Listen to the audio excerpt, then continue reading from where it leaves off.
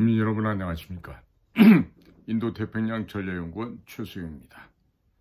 오늘도 저희가 준비한 유튜브 채널을 함께 해주셔서 감사를 드립니다. 이번에요, 시진핑 중국 국가주석이죠. 또 공산당 총서기, 그리고 중앙군사위원회 중앙군사위원회 위원장을 하고 있는 이 시진핑이 이번에 브라질에서 개최됐던 브릭스 회의를 불참하였습니다. 시진핑의 불참을 두고서 지금 여러 가지 문제들이 제기가 되고 있습니다.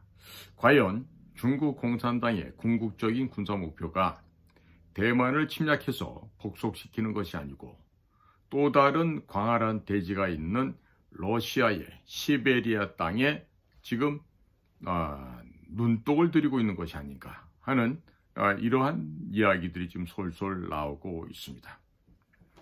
이번 7월 5일에서 8일까지 있었던 브라질에서의 브릭스웨이, 브릭스웨이라는 것은 브라질, 러시아, 인디아, 차이나, 그리고 그 다음에 남아프리카 공화국, 이 정도가 지금 포함이 되고 또 거기에 여러 나라들이 또 참가를 추가적으로 하기도 합니다. 자, 그렇다면 이번 브라질 브릭스 회의에 시진핑이 참석하지 않은 것은 무슨 특별한 내막이 있는 것인지, 아니면 시진핑 개인에게 문제가 있는 것인지, 아니면 브라질을 중국이 냉대를 하고 있는 것인지 한번 살펴보아야 될 필요가 있겠습니다. 지금 트럼프 진영에 서 있는 한 외교 또 고위직에 있는 한 사람은 최근 트럼프가 닉슨 전 대통령이 취하고 있던 닉슨 대통령의 역방향의 전략을 실시하고 있다.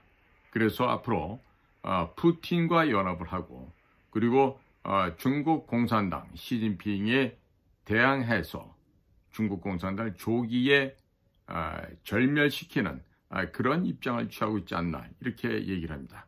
그래서 미국에서도 일부에서는 중국 공산당의 다음 목표가 대만이 아니고 러시아의 시베리아, 그러니까 지금의 사하공화국, 또 브리야트 공화국, 또 바이칼 호수가 있는 그쪽 지역을 지금 에너지 자원 등등을 눈독을 들이는 중국 공산당이 별도의 마음을 갖고 있는 것이 아닌가. 거기에다가 연해주까지 중국이 블라디보스톡 또 하바롭스크가 있는 그쪽을 또 중국이 지금 노리고 있는 것이 아닌가, 이런 평가들이 나오고 있습니다. 자, 그러니까 시진핑이 이번에 브릭스 회의에 참석하지 않은 것이 외교상에 있는 냉전이 시작됐다는 것인지, 아니면 중국 내부의 위기인지, 이런 것들을 우리가 좀 살펴볼 필요가 있겠습니다. 현재 중국의 총리는 이강이라는 이름을 쓰고 있습니다. 중국식의 발음은 리창이죠. 그냥 창이 아니고 창이라고 발음해야 됩니다. 리창이라고 하는 사람이 중국 총리인데, 자, 이 사람이 지금 이번에 시진핑을 대신해서 제17차 브릭스 회의에 참가를 하였습니다. 자, 예전 같으면 중국 우한폐렴이 전 세계를 퍼진 팬데믹 현상이 일어난 그 상황 속에서도 시진핑은 이 브릭스 회의에 참석을 하고 했는데 이번에 참석을 하질 않았습니다. 자, 지금 외교상 일정상 부득이하게 1년 내에 브라질 대통령, 이것도 지금 가짜 대통령이죠. 룰라라고 하는 사람인데, 이 브라질 대통령을 2번이나 만났다는 것이다, 이렇게 얘기하는데, 또 다른 미국의 언론사 블룸버그 통신에서는 이번에 브라질의 룰라 대통령이 인도의 모디 총리를 최상의 주빈으로 초청을 했다. 그러므로 인해서 시진핑의 얼굴, 체면이 손상이 되어서 여기에 대해서 불쾌하게 생각을 하고 중국의 시진핑이 참석을 안 했다, 이런 얘기들도 있습니다. 또한 브라질이 아직까지 중국 공산당이 추진하고 있는 1대1로, 일로 이따이, 원로드 원벨트라고 하는 친중화 작업이 되겠죠. 여기에 브라질이 아직도 가입하지 않고 있어서 이에 대한 불만으로 인해서 브라질에게 본때를 보여주겠다라는 것으로도 해석이 되고 있다고 합니다. 어찌됐든 이번에 시진핑이 브라질에서 열리는 브릭스에 참석을 하는 것은 여러 가지 분석이 가능할 수도 있겠습니다. 자, 독일에서는 지금 어떤 분석이 나오고 있냐면 이번 시진핑의 불참이라는 것은 북경이, 즉 중국 공산당 정부가 전략을 재조정하고 있음을 나타내는 것이다. 즉 과거처럼 상징적으로 그냥 곳곳마다 다니면서 얼굴 들이밀기를 하는 이런 것은 이제 그만두고 실질적인 중국 공산당의 국가 이익을 취하자는 데 있다. 사실 어찌 보면 지금 죽어가고 있는 중국 입장에서는 뭐라도 지금 잡기는 잡아야 하겠습니다. 지금 중국과 브릭스 국가에 대한 수출이 겨우 3% 증가에 머물고 있습니다. 미국이나 구라파죠. 또 아시아에 대한 수출 증가율보다도 낮은데요. 반면에 브라질, 인도, 남아공, 러시아 수입은 최고로 21%까지 낮아져서 경제적인 흡인력이 낮아지고 있다는 분석이 나오고 있습니다. 자, 그러나 시진핑이 그동안 브릭스를 중시했다는 점에서 이번 브릭스 총회 불참은 비정상적으로 무엇인가 시진핑의 건강상의 문제가 있을 수 있다라는 주장이 나오고 있고요. 그리고 2023년 남아공 회의 당시 통역 수행원이 뒤따라오다가 진입을 못했습니다. 그런 통역 수행원이 차단되었던 것이 부담이 되어서 이번에는 아예 빠져버렸다. 이와 같은 의견이 나오면서 권력 투쟁에 따라서 좀 다소 불편한 점이 있다. 이런 얘기도 또 나오고 있습니다. 자, 지금 현재 중국 공산당의 대권이라는 것은 국가 원로급에 해당하는 온가보, 원지아바오라고 그러죠. 굉장히 서민의 풍모를 띠고 있는 역대 총리였죠. 사실 알고 보면 그와는 전혀 거리가 먼 사람입니다. 거기에다가 군사위원회 부주석을 하고 있는 장우협, 장요시아, 이 사람이 지금 장악을 하고 있다고 합니다. 그러니까 지난 7월 1일 홍콩의 이가초, 리지아차오 행정장관이 연설에서 단 한 번도 시진핑을 거론하지 않았다는 것은 결코 우연이 아니다. 이런 분석이 나오고 있습니다.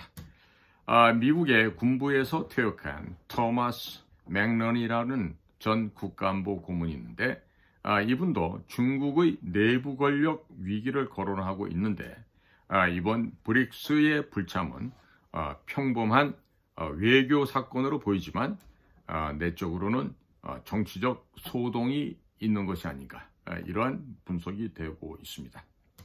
지금 뉴욕 포스트 NYP 보도에 따르면요, 미국 의전국의 국장을 하고 있는 모니카 크롤리는 최근 한 블로그에서 트럼프 대통령이 아주 특수한 외교 정책인 닉슨의 역방향 외교 정책을 실행하고 있다고 언급한 바가 있습니다.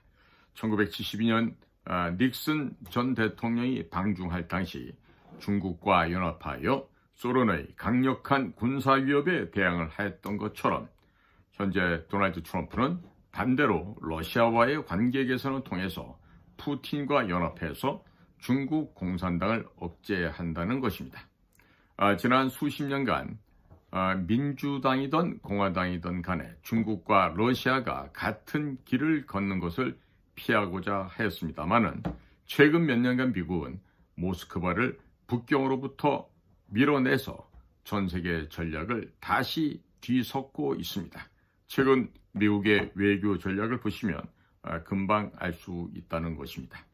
우크라이나 러시아 전쟁을 비판하면서도 푸틴과 보조를 맞추고 심지어 공개적으로 젤렌스키를 비판하고 있습니다만은 5월 달에 푸틴이 무인기로 우크라이나를 습격한 것에 대해서는 트럼프 대통령이 푸틴이 미쳤다는 등 어떻게 보면은 종잡을 수 없는, 다가가면서도 비판하는 자세를 취하고 있는 등 아주 전형적인 상대편으로 하여금 중심을 파악할 수 없게끔 하는 이런 고도의 지능적인 외교수를 발휘하고 있습니다. 외교국장인 모니카 크롤리는 트럼프 정부에 참여한 동기가 트럼프는 공화당을 구할 뿐 아니라 미국과 전 서방 국가를 구할 것이라고 확신했기 때문이라고 언급을 하고 있습니다. 앞으로 중국 공산당은 시베리아를 침략하지 대만을 침략하지는 않을 것이다. 이런 얘기들이 또 나오고 있습니다. 자, 하버드 대학 출신이라서 다 똑똑한 건 아니겠지만 하버드 MBA 출신이라고 하는 국제문제 전문가 존 러너간이라는 사람이 있어요. 이 존 러너간이 최근 중국 공산당의 군사 목표는 대만이 아니고 러시아 극동지방의 시베리아란 글에서 대만에 대한 공격 비용이 너무 비싸다는 이유로 과거 히틀러가 영국 해협보다 5배나 넓어서 건너지 못한 점을 들어가면서 대만 배후에는 미국이 버티고 있어 참패할 것이다 라고 하는 점을 제시를 하고 있습니다. 또한 미국의 국제전략연구소가 있죠. CSIS, Center for Strategic International Studies입니다. 이 미국의 전략국제문제연구소 2023년 전쟁연습이라는 이 보고서에는요. 중국 공산당이 대만을 침공할 경우 3주일 내에 1만 명의 병사와 155대의 전투기 그리고 138척의 군함이 희생될 것이다. 그리고 경제 손실액이 10조 달러에 이르고 전 세계적으로는 GDP의 10%의 손실이 뒤따르게 될 것이며 대만 반도체 산업의 괴멸적인 손실로 중국의 과학기술 산업 역시 심각한 타격을 입게 될 것이라고 예측을 하였습니다. 시베리아의 경우 넓고 넓은 땅에 사람은 적은데다가 중국에게는 중요한 자원이라고 할 수 있는 석유, 천연가스, 황금, 다이아몬드, 그리고 지구 전체 20%인 지표면이 얼지 않는 담수 등으로 중국 북방 지역에 갈수물이 부족하는 거죠. 이 갈수 위기를 해결할 수 있다는 점을 지금 열거하고 있습니다.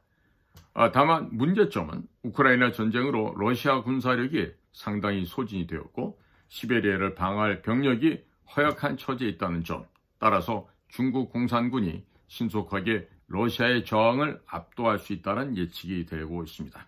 한편 러시아 연방안전국의 내부 문건에 의하면 러시아도 일찍이 중국 공산당의 극동지역 침투를 걱정하며 러시아 과학자 포섭이나 군사기술 절취 및 영토 분쟁을 우려하고 있다는 것입니다.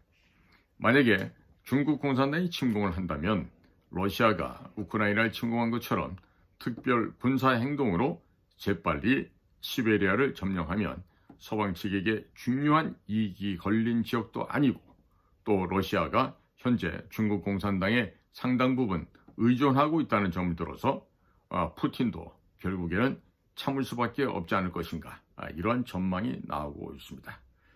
상술한 내용을 종합해 본다면 트럼프가 취하고 있는 닉슨의 역방향 전략, 즉 과거는 미중 수교를 통해서 소련을 쫓아냈습니다. 그러나 지금은 미와 러시아 간의 관계를 회복함으로써 중국 공산당을 떼어내는 이와 같은 닉슨의 역방향 전략을 지금 추진하고 있다. 이런 얘기가 되겠는데요. 트럼프는 이미 중국 공산당의 야심을 간파하고 있습니다. 때문에 러시아를 끌어들여서 중국 공산당, 즉 북경 공산당 정권에 대항하도록 하는 것으로 앞으로 중국과 러시아 관계는 수년 내에 극적인 변화도 발생할 수 있을 거라는 이런 주장도 나오고 있습니다. 자, 과연 트럼프가 러시아와 연합하여 중국 공산당에 대항하는 이와 같은 전략이 성공할 것인가는 지금 사뭇 귀추의 주목을 받고 있습니다. 그리고 중국 공산당이 정말로 대만을 포기하고 시베리아를 쳐들어갈 것인지 이것 역시 궁금하지 않을 수가 있는 것입니다.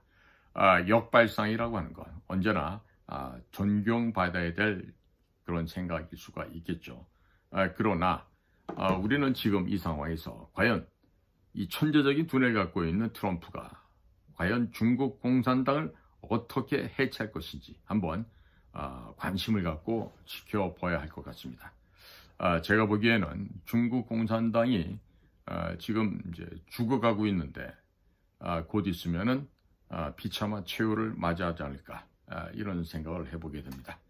자, 오늘도 저희 방송을 경청해 주셔서 감사를 드립니다. 안녕히 계십시오.